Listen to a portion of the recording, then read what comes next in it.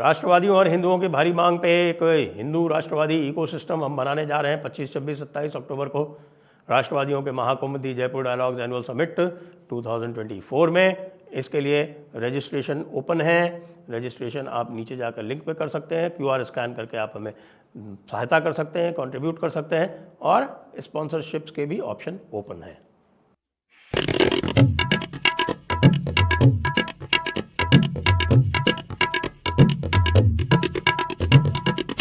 मुझे एक चीज और समझ में आ रही है अब, सर तूफान से पहले की शांति यही है। और डोंट अंडर एस्टिमेट मोदी। अगर मोदी चुप है, कोशिश करो मोदी बोल पड़े। वो कई बार ऐसा होता है ना कि एक महिला के पति की डेथ हो गई तो रो नहीं रही थी बिल्कुल, तो डॉक्टर ने कहा इसको किसी भी तरह रुलाओ, रो लेगी तो इसका वो जो कैथारसिस अंदर जो गुब्बार जमा है वो निकल जाएगा। सर मोदी जब तक चुप, अगर मोदी चुप है तो बहुत खतरनाक है, मुझे ऐसा लगता है।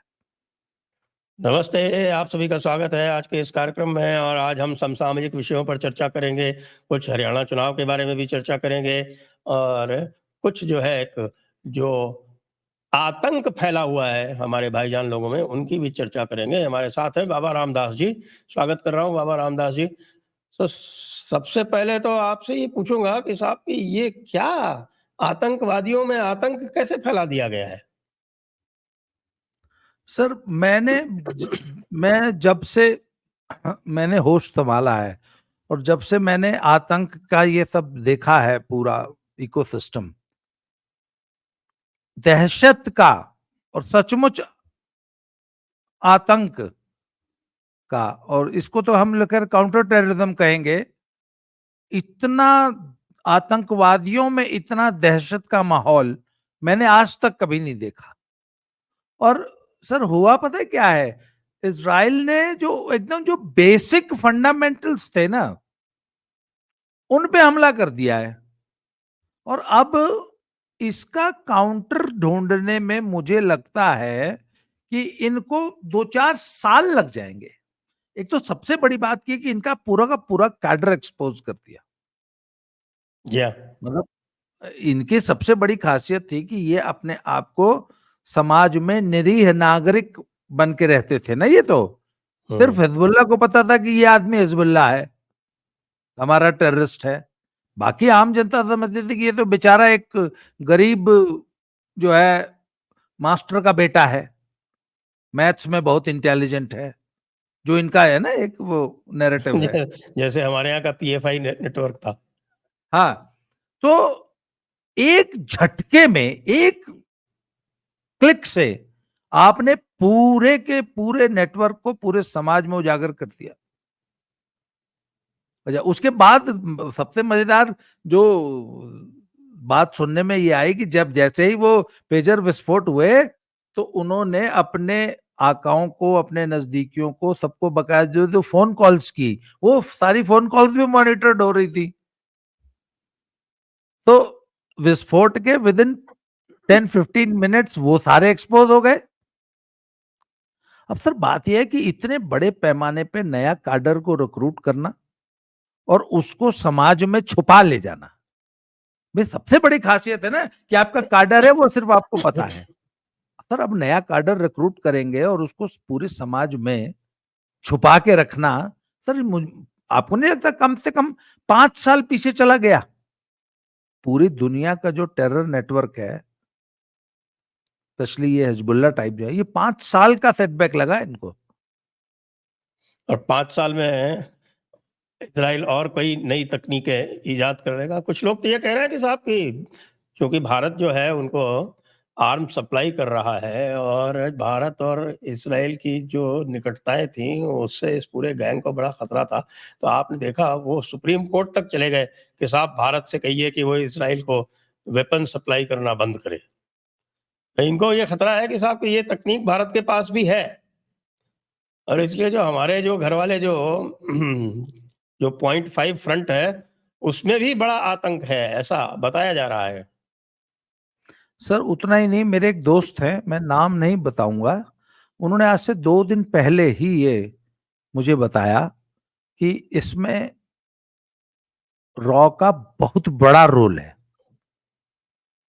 इसके इस पूरे घटनाक्रम में। रॉ इन्वॉल्व था, रॉ का टेक्निकल असिस्टेंस था, रॉ इसकी पूरी प्लानिंग और एग्जीक्यूशन तक में जो है उसने बहुत सारा काम किया हुआ है। अब ऐसे हैं और कहते हैं कि ये, इसमें मुझे कतई आश्चर्य नहीं होगा कि मोदी जी के पास भी ये तमाम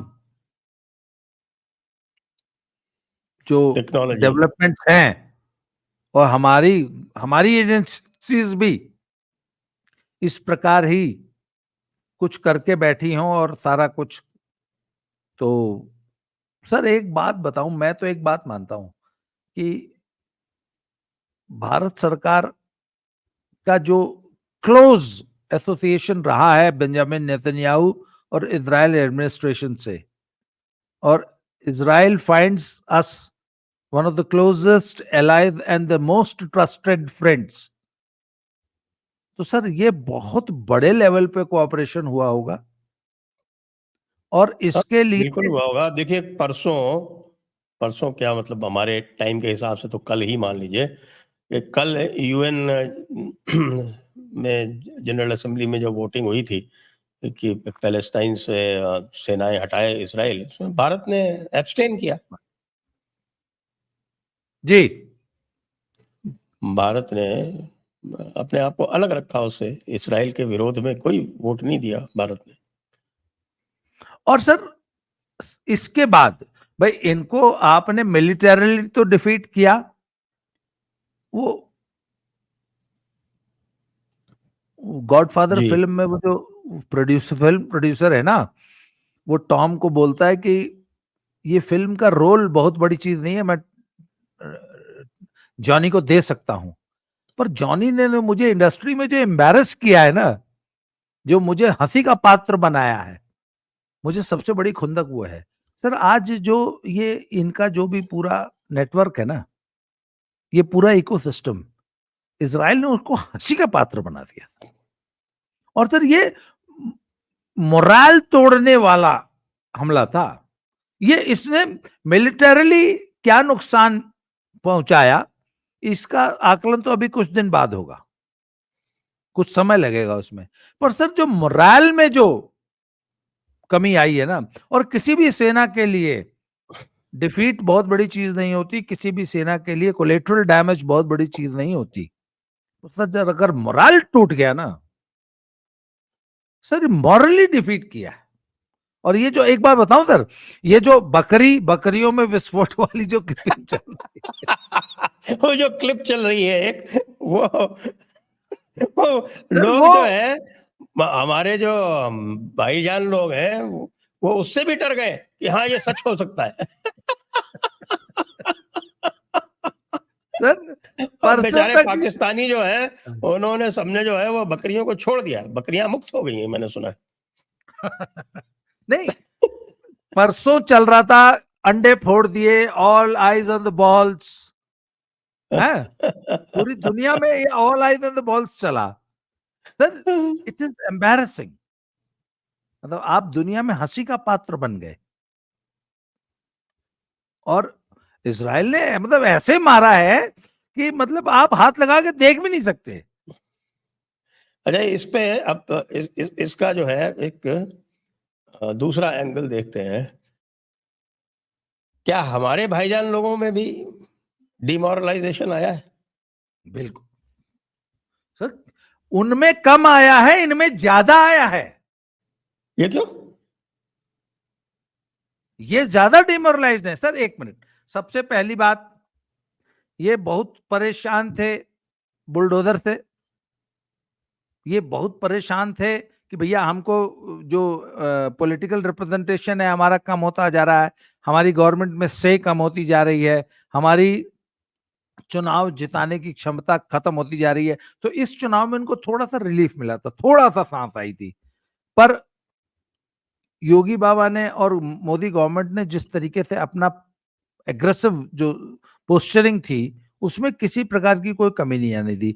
अब आप देख लीजिए, आज ही मैं आपकी चर्चा सुन रहा था कि लोगों को लगा कि भाई जेपीसी में भेज दिया और अचानक पता लगा कि इतनी एग्रेसिवली जेपीसी की मीटिंग हो रही है, 4 मीटिंग हो रही है, 5वीं और होने वाली है। तो सर वक्फ लगातार बोर्ड को 3 ले दिन मीटिंग हो रही है उसकी। लगातार 3 दिन मीटिंग होनी है। तो इसका मतलब कि मोदी सरकार ने एक कदम भी पीछे नहीं लिया, और जो लोगों को ये गलतफहमी थी कि वो 240 सीट की वजह से अब जो है कड़े डिसीजन नहीं लेंगे, वो इस गलतफहमी में न रहे। और मोदी जी ने कहा था कि पहले 100 दिन हंगामे वाले होंगे, तो वो हंगामा तो वाकई मुझे लग रहा है कि मोदी सरकार तो उस रास्ते पे चल रही है। अब तक वो जो चुप बैठे थे, इनफैक्ट दे वर प्रिपेयरिंग। तो करेक्ट। सर तो जो हमारे भाईजान जो है ना सर, वो इस हिजबुल्लाह पे हुए अटैक से उनके लिए एक डबल वैमी हो गई है। मतलब वो अपने ही बेचारे अपनी ही हालातों से जूझ रहे थे, परेशान थे, तब तक जो है एक और झटका लग गया। और सर उनके लिए तो जियोग्राफिकल बाउंड्रीज तो बाउंड्रीज है नहीं, उनको तो दे बिलीव इन ओनली उम्मत। तो उनके ऊपर हमला है ये, बेशक हुआ लेबनान में है, पर वो उसको अपने ऊपर हमला मानते हैं। तो सर ये वाकई ये ग्लोबल सर असर डालेगा। और दूसरी बात है सर, एम्बैरसमेंट जो हुआ ना वो इजराइल के हाथों हुआ, अमेरिका के हाथों हो जाता और कहीं के होता सर फिर भी बर्दाश्त कर लेते, इंडिया से भी बर्दाश्त कर लेते, इजराइल से बर्दाश्त नहीं। अच्छा, बट इजराइल नहीं। इंडिया पार्टनर, इजराइल या इंडिया पार्टनरशिप, तो पता लगा कि अच्छा इन दोनों लोगों ने मिलके हमारी मार ली है, ये बड़ा एम्बैरसिंग हो जाता है। और ऊपर से अब आप इसका क्या ये मानना ठीक होगा कि ये जो वक्फ बिल का, अमेंडमेंट बिल का जो ये इतना विरोध कर रहे हैं, मस्जिदों मस्जिदों में क्यूआर लगा दिए हैं, और उसके बाद भी अभी जेपीसी में स्टेटमेंट दिया जो उनके अध्यक्ष हैं जगदम्बिका पाल के, हमारे पास 88 लाख ईमेल ही आए हैं। तो ये सब होने के बाद भी केवल 88 लाख ईमेल ही पहुंचे उनके पास, इतने सारे क्यूआर लगाने के बाद, जिसमें से आधे लगभग जो है, क्योंकि उसका रिएक्शन भी हुआ, तो हिंदुओं ने भी इसी तरह के ईमेल भेजने दिया। हालांकि मैंने कईयों को कहा कि भैया ये रेफरेंडम नहीं हो रहा है कि कौन कितने ज्यादा ईमेल भेजेगा उसके हिसाब से तय होगा। तो ये एक इनका भी डिमोरलाइजेशन इस वक्फ बिल के माध्यम से हो जाएगा। यदि यह पास हो गया, फिर इसकी क्या प्रतिक्रिया होगी? क्या इनका विश्वास उठ जाएगा, जिनके ऊपर ये भरोसे में थे कि साहब इनको हम ले आएंगे तो हमारी उम्मत जो है वो मजबूत हो जाएगी और हमारी दादागिरी वापस चलने लगेगी? सर देखिए, मैं सच बताऊं आपको, जी। इनकी सबसे बड़ी प्रॉब्लम है कि देर इज नो ऑल्टरनेटिव। इनके पास एक बात बताइए ना, ये अगर इनको सपोर्ट ना करें तो आखिर करें क्या? घर बैठ जाएं, ना वोट डालें? तो सर इनको सपोर्ट करना इनकी ओवैसी को मजबूरी करें है। ना, ओवैसी को क्यों नहीं करते? सर वो जानते हैं कि ओवैसी जो है वो, सर या तो ये, एक बात सर, इनकी स्ट्रेटेजी में कमी है। इनको, हम्म। जैसे जब आप अपने घर में रेनोवेशन कराते हैं तो एक आध महीना तो दुखी रहना पड़ता है ना, घर में सारा दिन खटखट लगी रहती है, पेंट उड़ रहा है, आपके पास बैठने की जगह नहीं है क्योंकि हर कमरे में काम लगा हुआ है। पर सर वो एक महीने का कष्ट बर्दाश्त करके फिर तो सुखी जीवन हो जाता है ना, घर रेनोवेट हो जाता है। तो सर वो एक महीने की दिक्कत बर्दाश्त करनी पड़ती है। इनको एक चुनाव में बर्दाश्त करना पड़ेगा कि चलो भैया वैसे भी सत्ता से बाहर हैं, तो चलो हम ओवैसी को वोट देंगे, कांग्रेस सपा को नहीं देंगे, चलो बीजेपी थोड़े ज्यादा सीटें ले जाएगी, वैसे भी वो कहां कमजोर है। अरे वैसे भी 240 पे भी तो देके देख लिया, क्या क्या उखाड़ लिया? 240 रोक पे रोक लिया, सरकार वैसे ही काम कर रही है। बल्कि मुझे तो लग रहा है और ज्यादा एग्रेसिव। अगर आप इस 5 साल का सर जब प्रोग्रेस रिपोर्ट उठा के देखें ना, तो यू विल फाइंड कि सरकार ने और ज्यादा एग्रेसिव होकर काम किया है।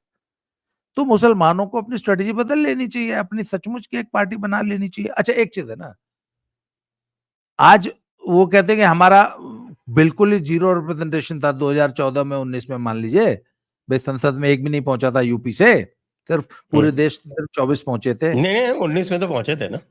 19 में पहुंचे थे, 14 में मान लीजिए नहीं पहुंचे थे। तो वैसे भी तो बिना बिना रिप्रेजेंटेशन के रहे ना 5 साल, 5 साल और रह लेंगे। पर तर इनके पास ऑल्टरनेटिव नहीं है। और मुझे लगता है कि ये इस बात को रियलाइज ही नहीं कर पा रहे कि कांग्रेस और ये समाजवादी पार्टी जैसी पार्टियां सिर्फ हमें लॉलीपॉप दे रही हैं। इन्होंने हमारे कल्याण के लिए, हमें स्ट्रेंथन करने के लिए, हमारे इसके लिए कुछ किया नहीं है। अच्छा, इनको सर अपना कल्याण चाहिए भी नहीं। मुझे नहीं लगता कि कल्याण इनका एजेंडा है, जब इनकी आफ्टर लाइफ ही सब कुछ है। और ये अपनी सुप्रीमेसी ही, इनको सिर्फ अपनी सुप्रीमेसी चाहिए। वो संख्या बल से आ जाए, वो चाहे जैसे आ जाए, वो अपनी न्यूसेंस वैल्यू से। आज तो इनकी सबसे बड़ी सुप्रीमेसी है कि इनकी न्यूसेंस वैल्यू सबसे ज्यादा है।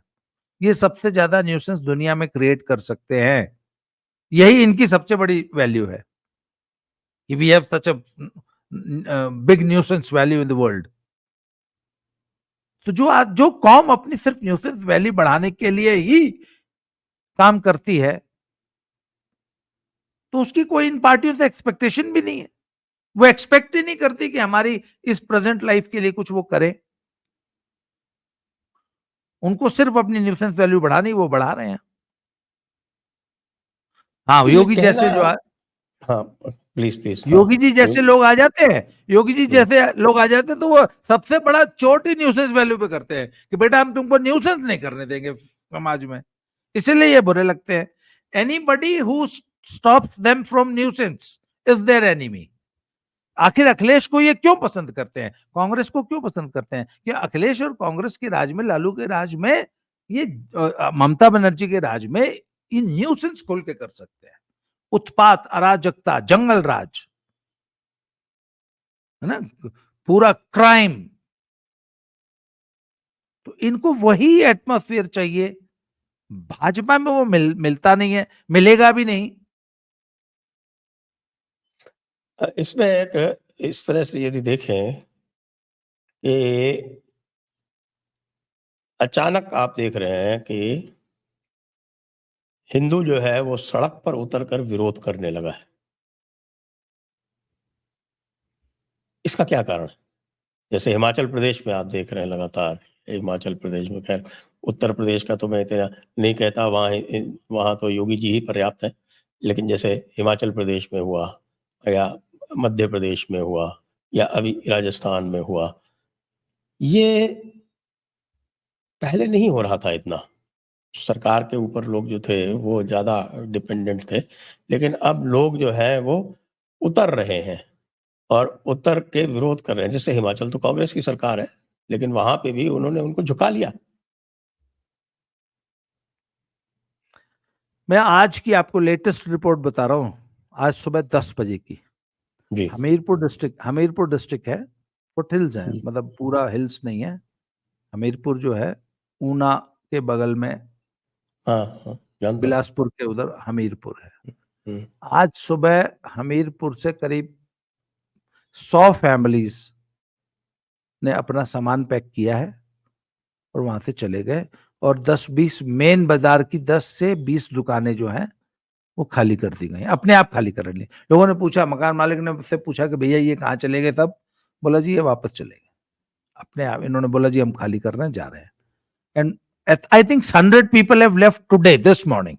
ये आज की रिपोर्ट में लेटेस्ट बता रहा हूं आपको। सर मेरे एक मित्र हैं, वो संजौली मस्जिद वाले कार्यक्रम में भी शामिल थे। उन्होंने मुझसे फोन पे किया और वो बड़े आक्रोशित थे कि बीजेपी वाले नहीं आए, आरएसएस वाले नहीं आए। तो मैंने उनको समझाया, मैंने कहा भैया आज तक कभी आपने देखा था पूरे देश में हिंदू को इस तरह सड़क पे आते? आ गया ना। अच्छा, संजौली में आया, संजौली से 50 किलोमीटर, संजौली के बाद सर सीधे मंडी आया, मंडी के बाद कुल्लू आया, कुल्लू के बाद सुन्नी एक जगह है, शिमला से जब आप आगे जाते हैं, सुन्नी छोटा सा टाउन है, वहां पे सर बड़ा जबरदस्त था। उसके बाद सोलन आया। आज बिना किसी एजिटेशन के हमीरपुर आ गया। पहले घुमारवी था, घुमारवी से अरे हमीरपुर में दूरी है करीब 50-60 किलोमीटर की, आज हमीरपुर पहुंच गया था। मैंने कहा एक बात बताइए कि आपको क्या लगता है कि किसी ने तो मोबिलाइज किया होगा? Sir, it was all mobilised by BJP RSS. पहले से डिसाइड कर रहा था कि हम सामने नहीं आएंगे, सामने हिंदू महासंघ, हिंदू महासभा, विश्व हिंदू परिषद इत्यादि संगठनों को फ्रंट पे खड़ा किया गया, but it was planned and mobilised by VHP, not VHP, RSS and BJP. हाँ, फ्रंट पे वो नहीं आए हैं, आएंगे भी नहीं। तो क्यों? फ्रंट पे आते ही तो फिर उस पे उसको पॉलिटिकल करार कर दिया जाता है, फिर उसकी गंभीरता समाप्त हो जाती है। बट सर, ये संयोग नहीं है, ये बहुत सोचा समझा प्रयोग है। मैंने तो आज से करीब 4 दिन पहले अपने चैनल पे डिस्कस किया है कि ये डीप स्टेट को और जो वो बांग्लादेश का मॉडल यहाँ रेप्लिकेट करने की जो लोग मंसूबे बना रहे थे, उनको सर सिर्फ ये बताया गया है कि भीड़ जमा करने की, सड़क पे उतरना हमको भी आता है, और पापा से कुछ चीजें पापा को नहीं दिखानी चाहिए, क्योंकि you don't teach papa some things, yes yes yes yes yes, we है ना? अंडरस्टैंड। तो पब्लिक को समझना बेटर चाहिए इस लेफ्ट बात को, अनसेड। Better left unsaid. तो सर, बीजेपी और आरएसएस ने कुछ लोगों को यह मैसेज दिया है कि अगर हम हिमाचल में ऐसा कर सकते हैं तो फिर बाकी जगहों पर भी कर सकते हैं। हमें भीड़ इकट्ठी करने के लिए चैलेंज मत करो, भीड़ इकट्ठी करने हमको भी आती है, रोड पे उतरना हमको भी आता है, तुम्ही को नहीं आता है। तो सर, ये स्वतः स्फूर्त, अच्छा, भीड़ कभी भी सर स्वतः स्फूर्त नहीं होती, उसको एक लीडर चाहिए होता है। अच्छा सर, जिस तरह प्रतिदिन एक नए शहर में हो रहा है ना हिमाचल में, सोचने वाली बात यह है, मैंने आपको 7-8 तो गिना दिए, ये सब 15 दिन के अंदर हुए हैं। तो सर एक बात बताऊं, अरे अगर उत्तराखंड में भी तो हो रहे हैं। सर उत्तराखंड में तो पहले शुरू हो गया था, उसका उसका स्वरूप दूसरा था, उत्तराखंड में स्वरूप दूसरा था। अच्छा, आपको मैं बताऊं सर, सोलन में इतना जबरदस्त व्यापारिक संगठनों ने बंद किया था सोलन में, क्योंकि वहां पर भी एक अवैध मस्जिद का मसला था। उन्होंने कहा था कि हमें एक भी आउटसाइडर यहां नहीं चाहिए, हमारी बहन बेटियों की इज्जत का मामला है। और सर सोलन में इतनी जबरदस्त बंदी हुई कि लोग बता रहे थे, मेरे बड़े अच्छे फ्रेंड्स हैं वहां पे रहते हैं, कि सर हमने आज तक ऐसा बंद नहीं देखा। और आमतौर पर सर जब देखिए बंद होता है ना, कोई दुकानदार अपनी दुकान नहीं बंद करना चाहता, बिजनेस का लॉस होता है, तो जबरदस्ती दुकानें बंद करानी पड़ती है, थोड़ा सा शटर डाउन कर देंगे, 1 घंटे बाद फिर खोल लेंगे।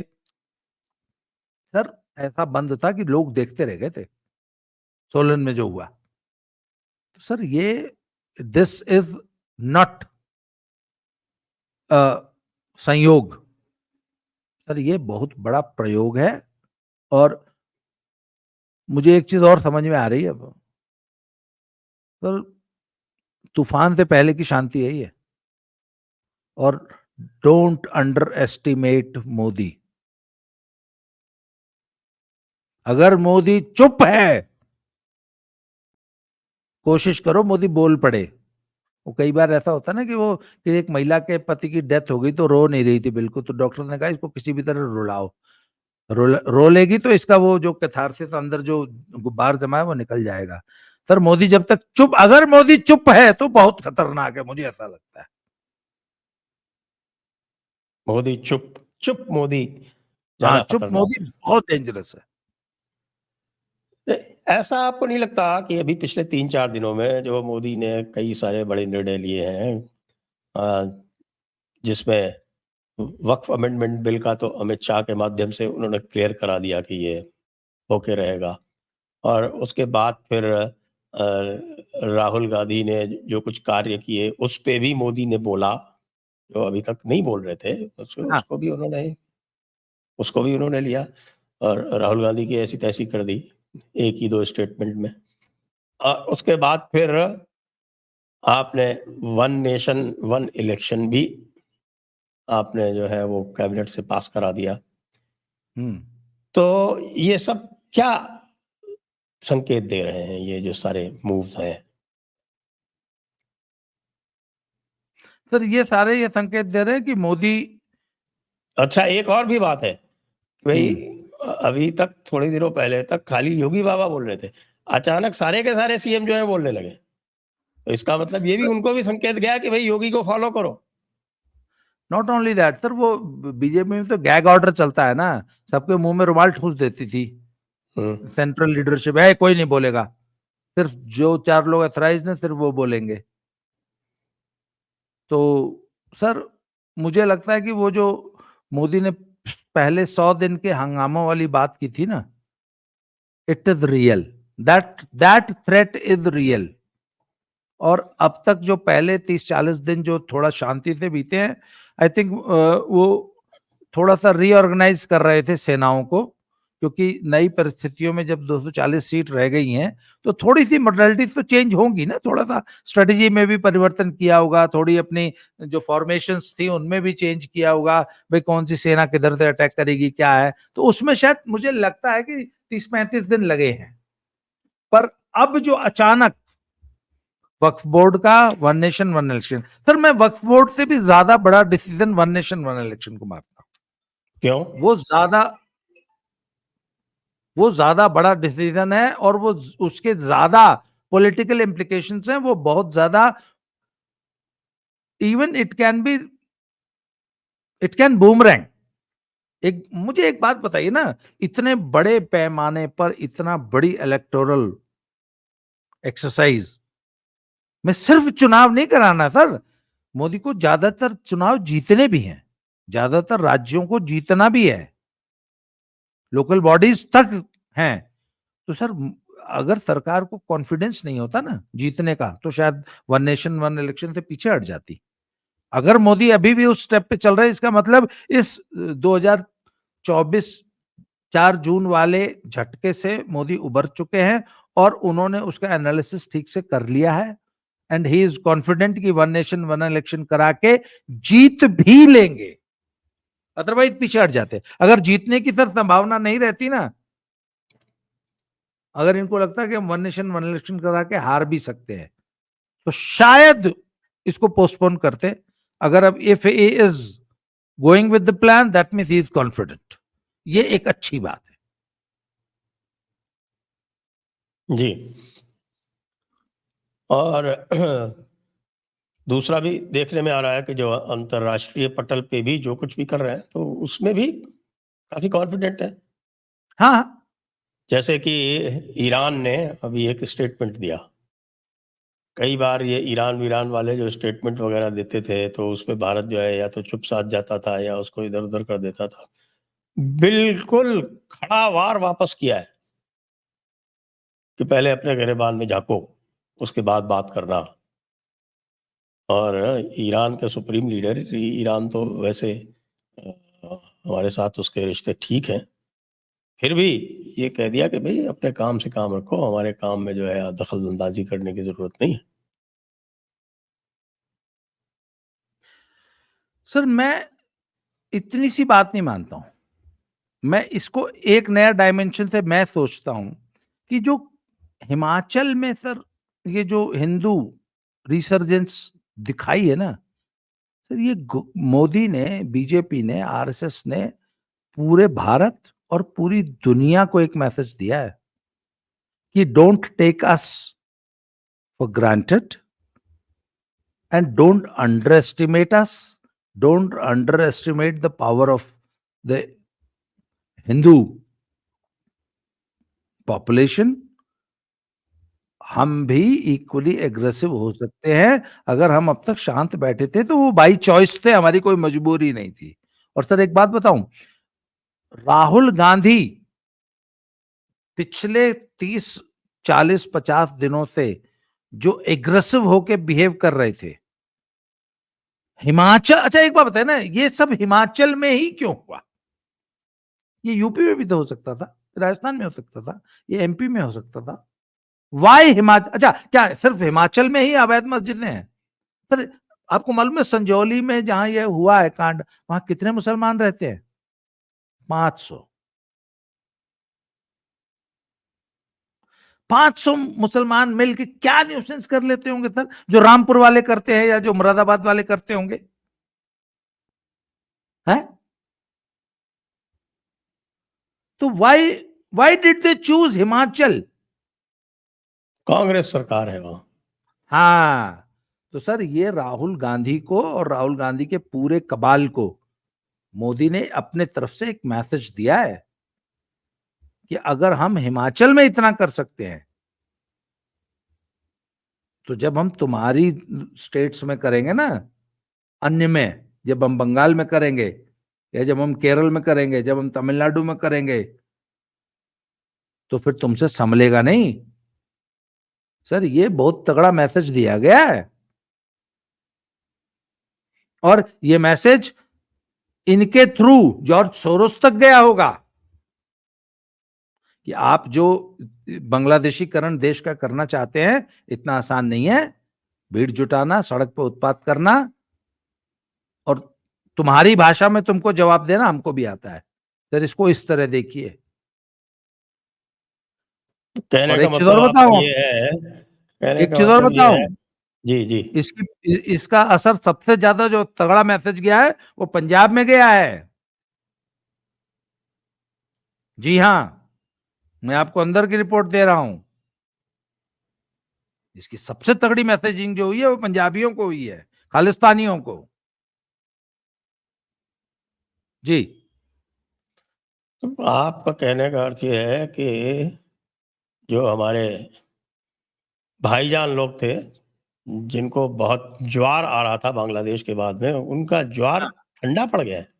बिल्कुल बिल्कुल बिल्कुल ठंडा। अमेरिका से आके राहुल गांधी छुपे कहां हैं? मैंने सुना है इंडिया में वो अपने घर पे छुपा हुआ है, बाहर नहीं आ रहा है बिल्कुल। He has cancelled all his appointments and all his programmes. आखिर where is he for the last 6 days? क्यों कैंसिल कर दिया? एक तो जो है उनके बाहर बहुत सारे उल्टे पड़ गए हैं। उल्टे पड़ गए। ये अमेरिकन दौरा was the debacle for him.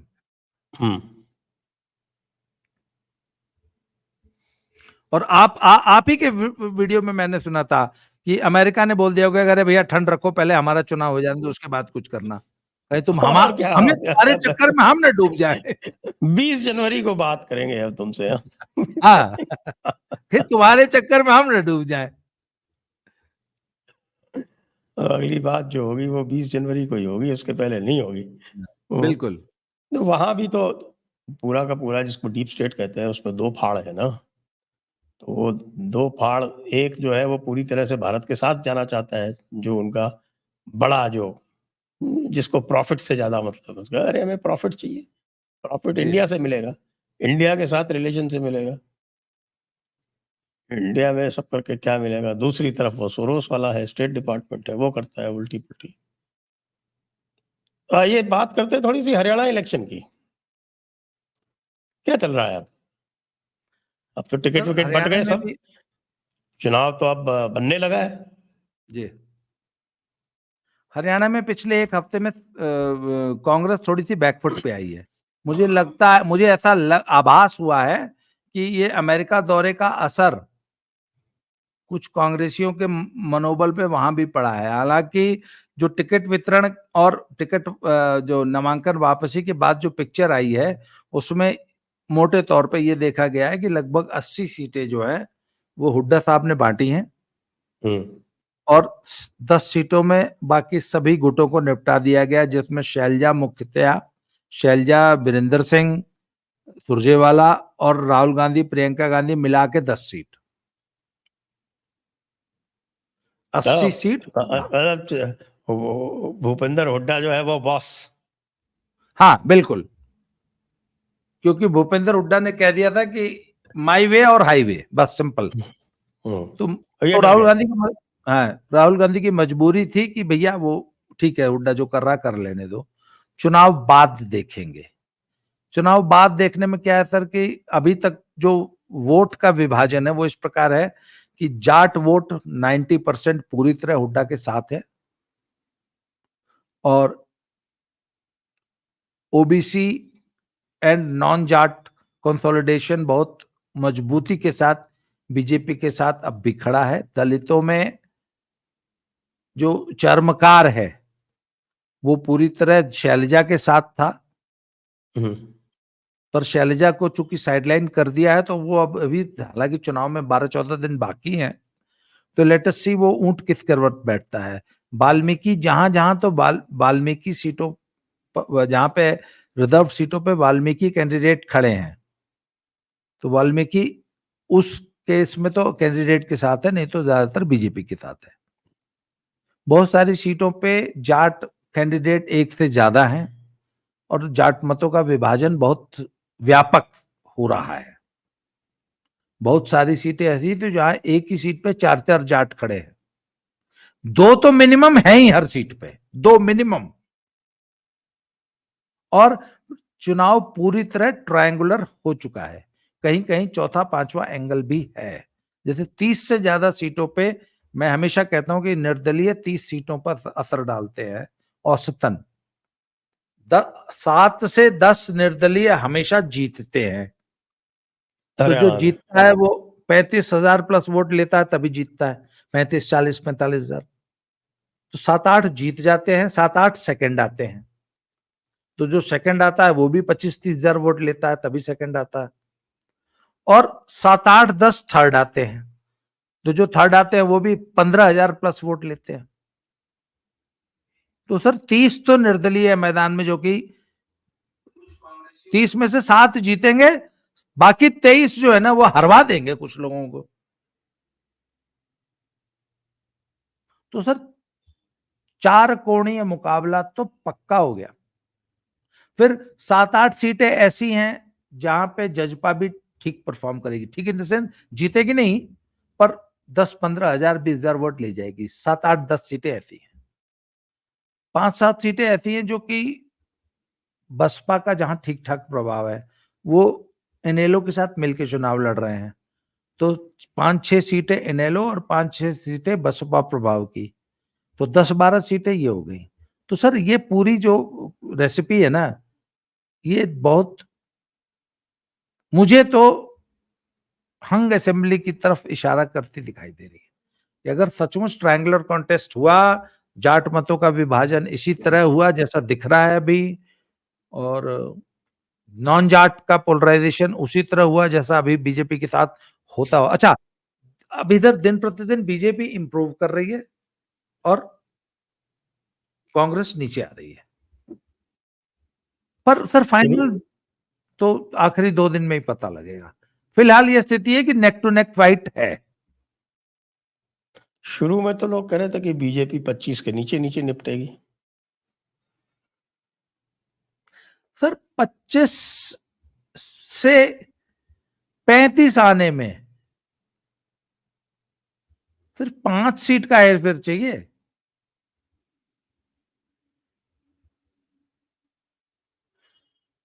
और जो शैलजा का रुख है, अगर शैलजा का दलित, अभी एक पीछे एक घटना हुई है कि एक हुड्डा समर्थक ताऊ ने ऑन कैमरा किसी लोकल यूट्यूबर को शैलजा का जिक्र करते हुए जाति सूचक कोई गंदी सी गाली दे दी, शैलजा को कुछ बोल दिया उसकी जाति को लेकर। वो उसका बड़ा बुरा माना है दलितों ने, दलित समाज ने।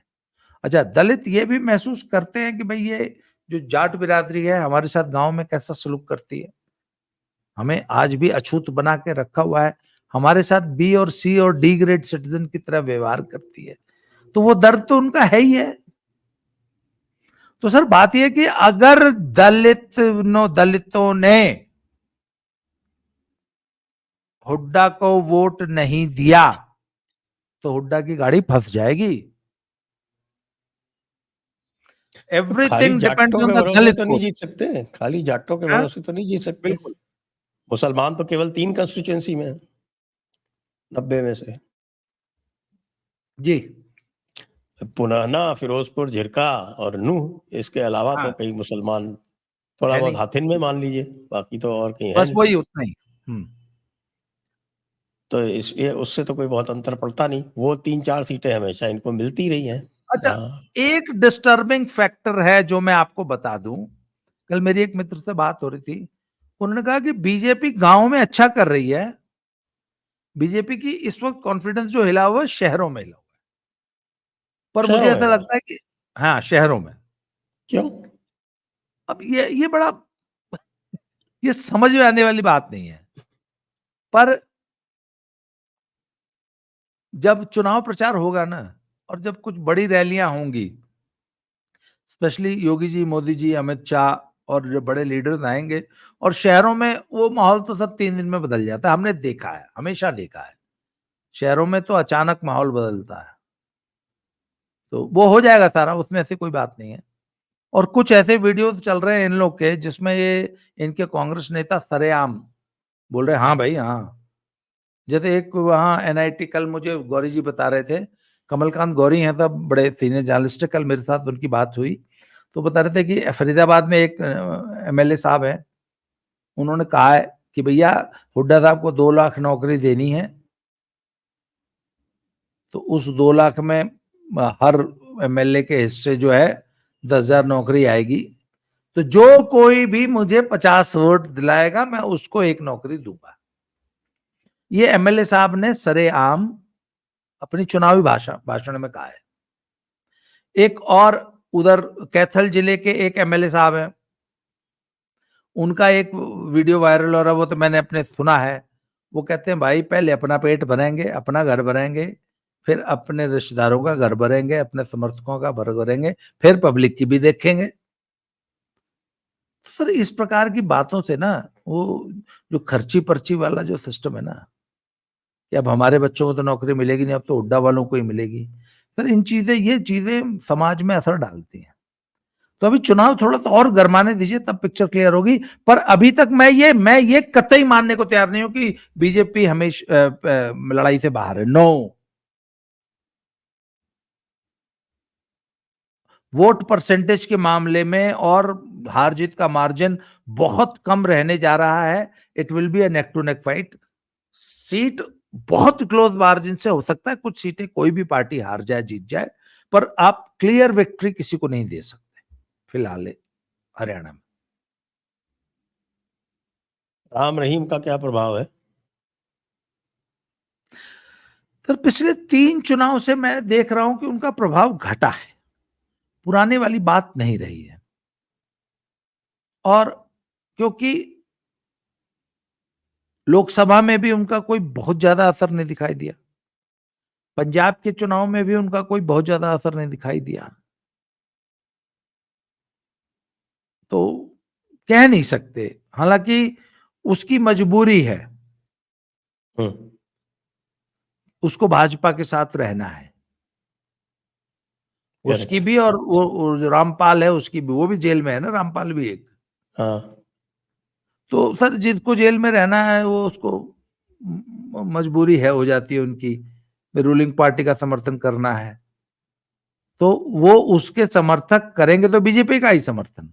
पर उसका जो पॉलिटिकल क्लाउट हुआ करता था ना अपने भक्तों में, हाँ। वो जो अपने प्रेमियों में, उनको प्रेमी बोलते हैं, तो वो पॉलिटिकल क्लाउट अब मुझे थोड़ा सा ढीला पड़ता दिख रहा है। वो बात नहीं रही जो आज से 10-15 साल पहले हुआ करती थी। चलिए अब अंत में थोड़ा योगी जी की बात कर ले। योगी जी तो उसी तरह से फॉर्म में, हाँ अभी सर, अखिलेश को फिर योगी जी, ठोक दिया उन्होंने कल। नॉट ओनली दैट सर, मैं आज एक मैं वो ग्राफिक देख रहा था कि the richest states in the country, in the context of GDP. तो सर इंडिया के 5 रिचेस्ट स्टेट्स में यूपी का नाम आ रहा है, और ये जो टर्न अराउंड हुआ है ये पिछले 7 सालों का है सर। आप देखिए जीडीपी के टर्म्स में 8.2% प्रोजेक्टेड जीडीपी है, और शायद महाराष्ट्र की 13 या 14 है, बाकी तमिलनाडु, कर्नाटक, ये जितने भी है सब 8 की रेंज में है, इवन गुजरात। हाँ, और लेकिन उनकी पॉपुलेशन भी तो कम है। हाँ, पर सर तमिलनाडु से भी बेटर परफॉर्म कर रहा है यूपी। और सर यूपी तो बहुत बीमारू स्टेट था ना, तो 7 साल में बीमारू स्टेट को आप इंडिया के टॉप 5 स्टेट्स में ले आया है अगर योगी जी, तो इससे बड़ी अचीवमेंट क्या होगी। तो सर इकोनॉमिक प्रोग्रेस के लेवल पर जो योगी जी ने परफॉर्म किया है, इट्स अ मिरेकल। मुझे नहीं लगता कि इंडिया में किसी भी चीफ मिनिस्टर ने आज भी, सर मैं मानता हूं अगर ईमानदारी से अगर आकलन हो जाएगा तो he is one of the best chief ministers in the country as far as administration is concern. अच्छा, हाँ, वो अब एज तो अ पब्लिक भी मानती है। अभी तो आपका जो इंडिया टुडे का जो आया था मूड ऑफ द नेशन सर्वे, उसमें भारत के सबसे पॉपुलर चीफ मिनिस्टर तो वही थे, जी योगी जी ही थे। जी।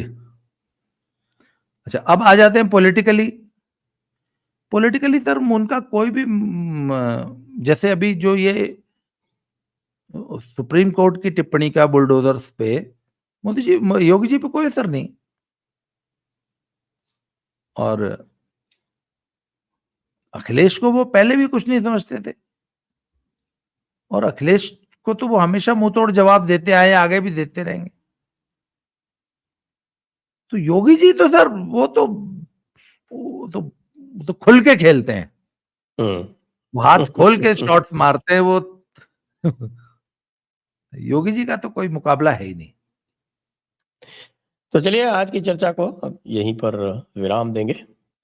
आप सभी दर्शकों को बहुत बहुत धन्यवाद। बाबा रामदास जी को बहुत बहुत धन्यवाद। जय हिंद, जय भारत, वंदे मातरम। वंदे मातरम। जय श्री राम। जय श्री राम।